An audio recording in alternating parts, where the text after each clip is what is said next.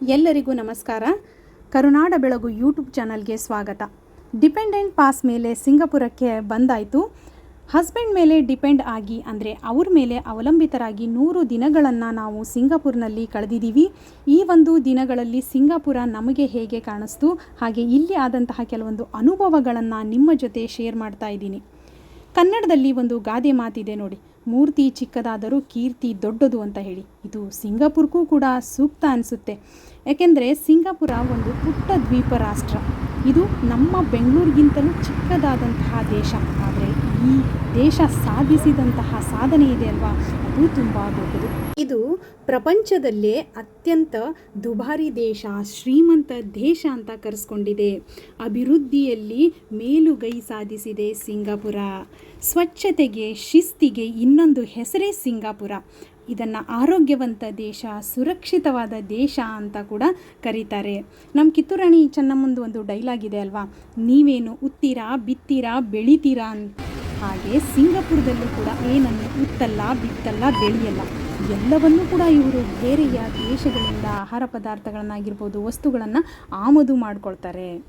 ಸಿಂಗಾಪುರ್ನ main attraction ಅಂದರೆ ಇಲ್ಲಿನ ಅಚ್ಚುಕಟ್ಟಾದ ಸ್ವಚ್ಛವಾದ ರಸ್ತೆಗಳು ಅಂತಲೇ ಹೇಳ್ಬೋದು. ಈ ಒಂದು ರಸ್ತೆಗಳಲ್ಲಿ ಎಲ್ಲೂ ಕೂಡ ನಮಗೆ ಬೀದಿ ನಾಯಿಗಳು ನೋಡೋದಕ್ಕೆ ಸಿಗೋದಿಲ್ಲ.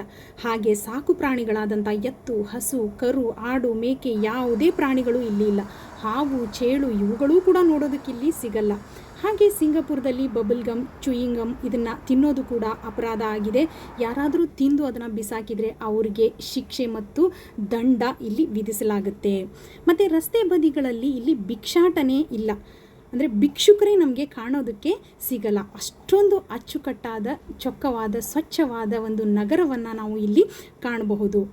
ನಾವು ಚಿಕ್ಕವರಿದ್ದಾಗ ಒಂದು ರೈಮ್ಸ್ನ ಹೇಳ್ತಾ ಇದ್ವಿ ಕನ್ನಡದಲ್ಲಿ. ಏನು ಅಂದರೆ, ಬಸ್ಸು ಕೆಂಪು ಬಿಳಿ ಬಣ್ಣ, ನೋಡು ಬಾರ ಅಣ್ಣ, ನಾನು ಕಂಡಕ್ಟರ್ ಆಗುವೆ, ಟಿಕೆಟನ್ನು ಕೊಡುವೆ, ರೈಟ್ ಹೇಳುವೆ ಅಂತ ಹೇಳಿ.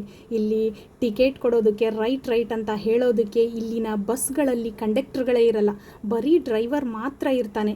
ಇಲ್ಲಿ ನೋಡಿ, ಇಲ್ಲಿ ಕಾಣಿಸ್ತಾ ಇದೆ ಅಲ್ವಾ, ಇದಕ್ಕೆ ಈಸಿಲಿಂಕ್ ಕಾರ್ಡ್ ಅಂತ ಹೇಳ್ತಾರೆ. ಈ ಒಂದು ಕಾರ್ಡನ್ನು ನಾವು ಮೆಟ್ರೋ ಅಂದರೆ MRT ಅಂತೀವಿ ಇಲ್ಲಿ, ಮೆಟ್ರೋಕ್ಕೆ ಮತ್ತು ಬಸ್ಗೆ ಎರಡಕ್ಕೂ ಇದೇ ಕಾರ್ಡನ್ನೇ ಉಪಯೋಗಿಸೋದು.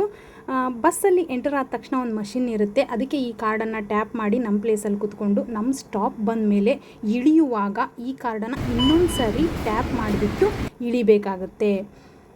ಸಿಂಗಾಪುರದಲ್ಲಿ ಬಿಸಿಲು ಹೆಚ್ಚಾಗಿರೋದ್ರಿಂದ ಜನ ಎಲ್ಲೆಲ್ಲಿ ಓಡಾಡ್ತಾರಲ್ವ ಅಲ್ಲೆಲ್ಲ ಶೆಡ್ಗಳ ನಿರ್ಮಾಣವನ್ನು ಮಾಡಿರ್ತಾರೆ ನೋಡಿ. ಈ ಥರ ಶೆಡ್ಗಳಿರುತ್ತೆ ಮತ್ತು ಅದ್ರ ಮೇಲೆ ಎಲ್ಲ ಹೂವು ಬಳ್ಳಿಗಳನ್ನು. ಈ ಸಿಂಗಾಪುರ್ನಲ್ಲಿ ಬಿಸಿಲು ಜಾಸ್ತಿ ಇರೋದ್ರಿಂದ ಜನರು ಓಡಾಡುವಂತಹ ಜಾಗಗಳಲ್ಲಿ ಈ ರೀತಿ ಶೆಡ್ಗಳ ಒಂದು ನಿರ್ಮಾಣ ಮಾಡಿರ್ತಾರೆ. ಅದರ ಮೇಲೆ ಗಿಡಗಳು, ಬಳ್ಳಿಗಳನ್ನು ಬೆಳೆಸಿ ಹೂವುಗಳಿಂದ ಅಲಂಕೃತಗೊಂಡಿರುವಂತಹ ಈ ಒಂದು ದಾರಿ ತುಂಬ ಸುಂದರವಾಗಿ ಕಾಣಿಸುತ್ತೆ ನೋಡೋದಕ್ಕೆ. ಇಲ್ಲಿನ ಯಾವುದೇ ಹೋಟೆಲ್ಗಳಿಗೆ, ಮಾಲ್ಗಳಿಗೆ, ಪಾರ್ಕ್ಗಳಿಗೆ ಹೋದರೆ ಅಲ್ಲಿ ಮನುಷ್ಯರಿಗಿಂತ ಮಷೀನ್ಗಳೇ ಕೆಲಸ ಮಾಡ್ತಾ ಇರ್ತವೆ. ಇದೊಂದು ಪ್ರಜಾಪ್ರಭುತ್ವ ದೇಶ ಆದರೂ ಕೂಡ ತುಂಬ ಕಠಿಣವಾದ ಕಾನೂನುಗಳು ಇಲ್ಲಿ ಜಾರಿಯಲ್ಲಿವೆ. ಭ್ರಷ್ಟಾಚಾರ ಅನ್ನೋದೇ ಸಿಂಗಾಪುರದಲ್ಲಿ ಇಲ್ಲ. ಅದಕ್ಕೆ ಅನಿಸುತ್ತೆ ಇಷ್ಟೊಂದು ಮುಂದುವರಿದ ದೇಶ ಇದಾಗಿದೆ. ಹಾಗಾದರೆ ನೋಡಿದ್ರಲ್ವಾ, ಬೀದಿ ನಾಯಿಗಳಿಲ್ಲದ, ಭಿಕ್ಷುಕರಿಲ್ಲದ, ಕಂಡಕ್ಟರ್ಗಳಿಲ್ಲದ ಸ್ವಚ್ಛ ಶಿಸ್ತುಬದ್ಧ ದೇಶವನ್ನು.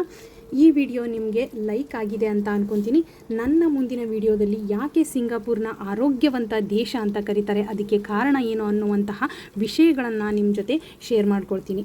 ಈ ಒಂದು ವಿಡಿಯೋ ನಿಮಗೆ ಇಷ್ಟ ಆಗಿದ್ದರೆ ಲೈಕ್ ಮಾಡಿ, ಸಬ್ಸ್ಕ್ರೈಬ್ ಮಾಡ್ಕೊಳ್ಳಿ ಅಂತ ಹೇಳ್ತಾ ಇವತ್ತಿನ ವಿಡಿಯೋನ ಮುಗಿಸ್ತಾ ಇದ್ದೀನಿ. ಧನ್ಯವಾದಗಳು.